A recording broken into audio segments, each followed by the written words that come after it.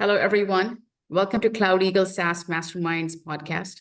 Today, we're honored to have Howard Miller, Chief Information Officer at UCLA Anderson School of Management, a highly respected leader in higher education, IT, and a 2 times CIO award winner. Welcome, Howard. Thank you, and it's great to be here. Thanks, Howard, for being here.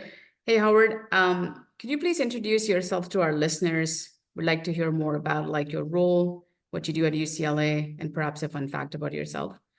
Sure. So I'm Howard Miller. As you mentioned, I am the current CIO at the UCLA Anderson School of Management. I've been with UCLA for 5.5 years. I have a 35+ year career in IT, starting out as an entry-level programmer analyst. I've worked in manufacturing, I've worked in pharmaceuticals, life sciences, brief stint as a consultant, and the last 12 years in higher education. Wow, that's pretty impressive. So Howard, you've had such an impressive career from, pharma to education.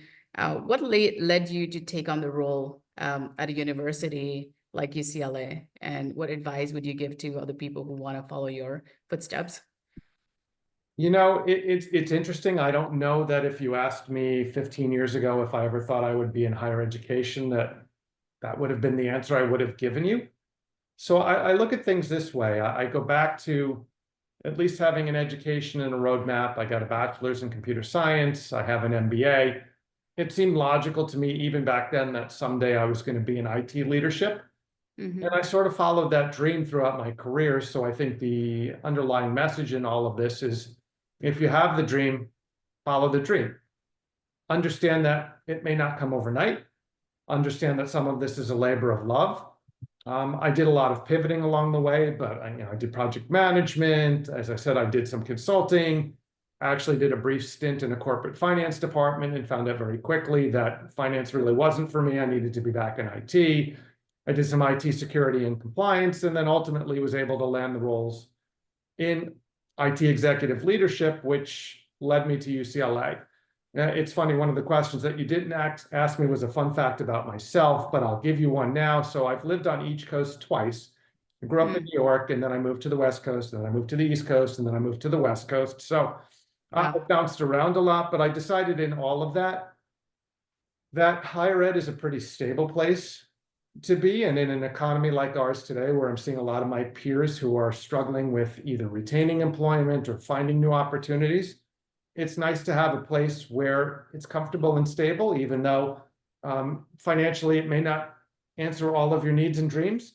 But be that as it may, I think I've come to even a higher realization in the last couple of years that while in other companies you can have an impact, or you can see the impact. If your company makes cars, you can see the impact of that. If your company makes drugs, you can see the impact of that. I struggled with that initially in terms of higher education, in terms of what the output of what my organization does. And now I've really honed in on this message that said, it's really cool to be involved in providing and enabling students with the technology that ultimately is going to help them as future leaders in companies around the world. And that's got me excited. Oh, that's great. That's great. And, honestly, I think CIO or role is something that sees a lot of things about how technology is changing, right? And it does need finance and project management, and how do you get your influencers, your business owners, your people who really are gonna make an impact to really the projects that you want to move forward, right? How do you influence them? So I presume it's a culmination of a lot of things or skills that you gathered for sure. So if I go back to that same, what would you have asked me 15 years ago? Yeah. At that time, the CIO really had to be the smartest technical person in the room. The job has highly evolved since then. And CIOs in general have hired people who are smarter than them to work on the technical blocking and tackling. And you still need technical acumen to be in this role, don't get me wrong.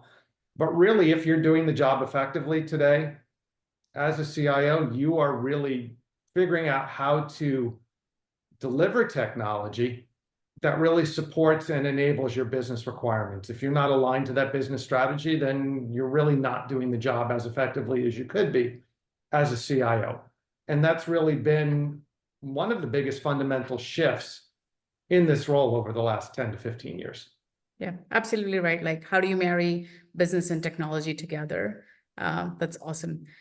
So Howard, moving on to our next, topic, maybe like, so looking ahead in 2024 and 2025, like, how have your priorities evolved with the growing concerns around like security of applications? How do you optimize cost? I mean, these are all top of mind for CIOs.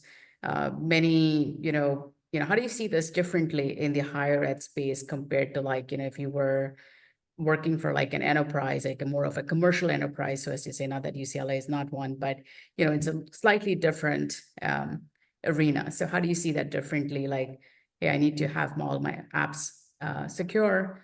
Who accesses those? And then like, how do I optimize my cost?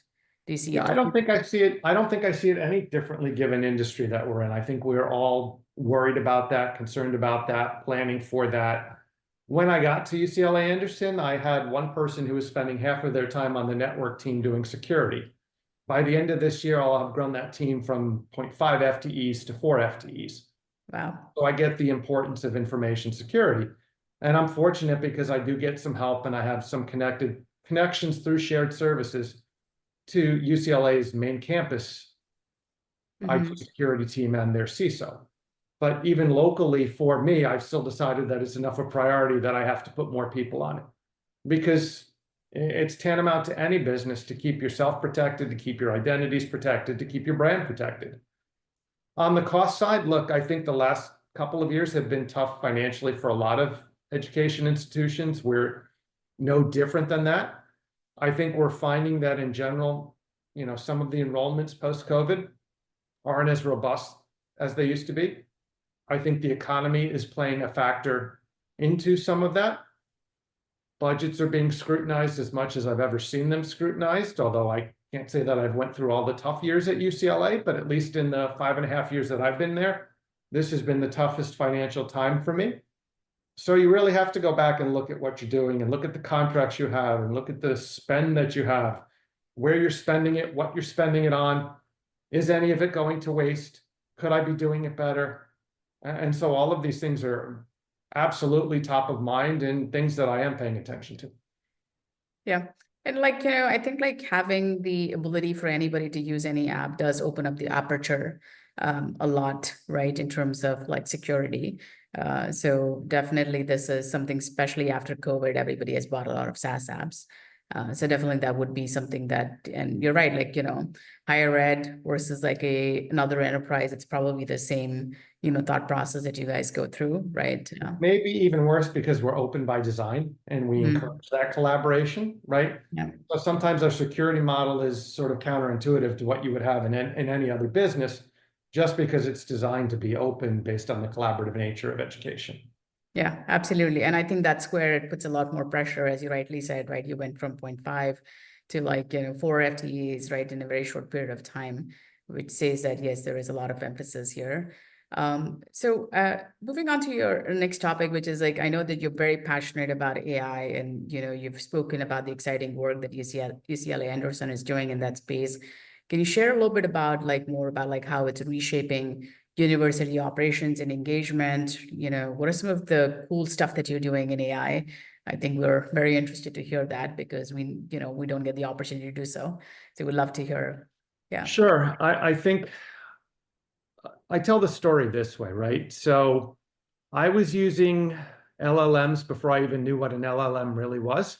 I had bought a commercial package from a company called MoveWorks as a Mm, conversational chatbot for IT service management. And when I was at my previous employer to UCLA, which was Columbia Business School, one of the last projects I was working on was a chatbot, right? And that was sort of my first real introduction to this type of technology. And what I liked about it then, and what I liked about it with MoveWorks, and what I like about it today is very simply it allows people to self-serve, which in 2024 seems to be an important thing. People want to be able to get answers as quickly as they can at the top of their fingertips, whether they're on a web browser, they're on their phone, they're on a tablet, wherever they are, right? So the tools and the technology can do that. I like automation. I like innovation.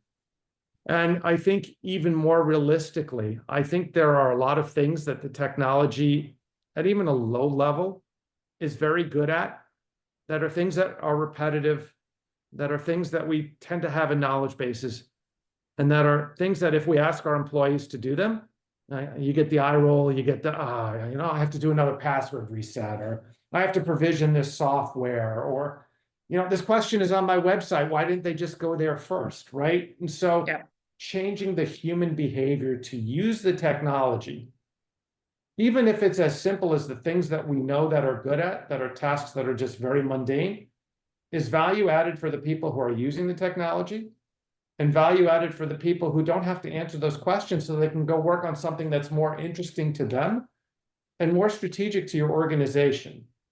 So if you stir all of that up, right, for table stakes, that's what I'm trying to do. Now, if I want to up that a little bit, the story that I was going to tell is ChatGPT comes out. I walk into my dean's office. It's about 2 weeks after that. And he says, Howard, I just put my final into ChatGPT and it got a B+. Okay. and so, there was a little bit of panic, short-lived panic, but panic, right? Because where the story goes next is we know that students are using ChatGPT, and students don't want us to know that they're using ChatGPT, but students can be very enterprising. And so if the students are going to use the technology, you have to come up with some position that says, okay, should they be using it? Could they be using it? If they're going to use it, how do you want them to use it? Should we be testing the same? Should we be teaching the same? So all of this sort of sums up into, as an academic institution, and specifically UCLA Anderson, what would we like to do with AI? So as of this fall, we went all in and we said, we are going to be AI first. We are encouraging the use of it. And we are trying to figure out where we can deliver the technology to better enhance the academic mission. We've got about 3 or 4 production apps already. I've got another 2 or 3 in development. I think what we've done well so far is used it for the things that it is good at. We are training it only on our data so that we limit the ability for it to hallucinate. We haven't really found many instances where if we just shut it off from everything else and only use the data on which we've trained it, that it gives us the results that we're expecting. And I think where we've fallen down so far is, admittedly, we haven't done enough training of our own staff. I think our folks don't still really know how to use it. We did a prompt-a-thon with our incoming MBAs this year. And even those results might not have been as good as you might have expected it to be. I wouldn't say that this generation of MBA students, quote unquote, grew up with ChatGPT. I think there's a very limited amount of people that you could say that about, but I think we were a little bit surprised about maybe they didn't know as much as we hoped or thought that they would have, right? So some people know it is just search, right? There's an art to prompting, there's an art to gaining the efficiencies, and I'm not even talking about the co-pilots of the world, whether it's a GitHub or a co-pilot for 365, just basic, how do you use and I'm just talking about generative AI right now. I'm not even talking about where we want to be, which is more sort of your traditional machine learning and AI and predictive analytics and things that will be even more cool. But to just start with generative AI and getting people less afraid of what it is, because it can be this wide, it could be really wide, as opposed to this is really what would help you use it for day to day. Make this email more concise. Explain this to me like I'm a 5th grader. I've even been having fun this week, and I'm having fun telling everybody I'm having fun doing this. Summarize this information in the tone of Snoop Dogg, right? And you show people that, and they just get a laugh out of it, but it's not something you would think that the technology can do, and it's smart enough to know who Snoop Dogg is, and it changes it into a tone of Snoop Dogg, and it gets the wheels turning for people. I'm a big believer in the art of the possible with this technology. And that's sort of what I'm trying to evangelize at this point. Do you guys have like a course on prompt engineering? And I'm presuming that you guys, okay, interesting. And do you guys have like a thought around like, hey, we should have an AI policy of sorts? Because this is something that we have been asked. We're actually in the process of drafting one because, all companies like our space, right? Because we are an AI first company, right?